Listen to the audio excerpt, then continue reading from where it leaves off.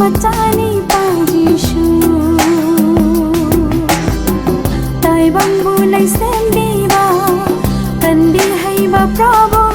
Jishu Nang tai bang Lak lum rama Ni kap thok lum loi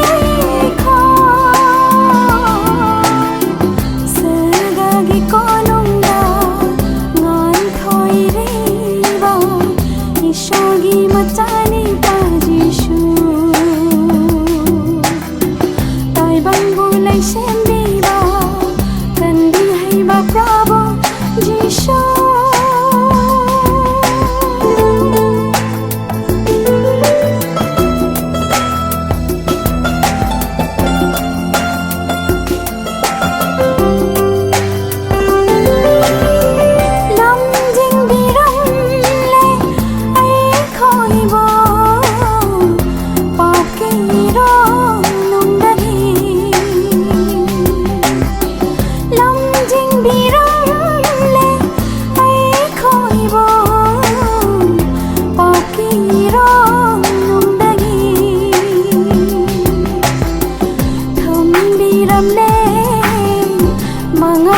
Lambida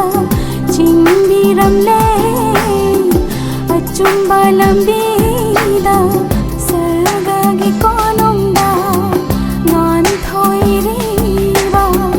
Ishogi matani pajishu Tai bangbu lai sembiba Kandi haiba Prabhu Jishu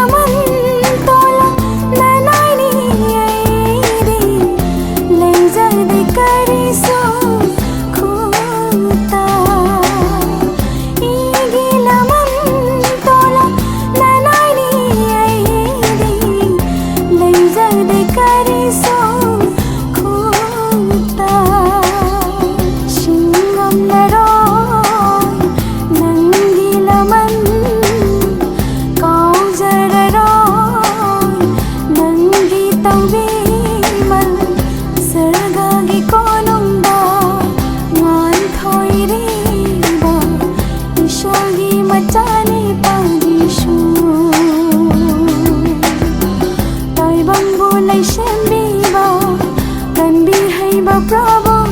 Jishu Nang tai bang Lak lum rama Mi kap thok lum loi khai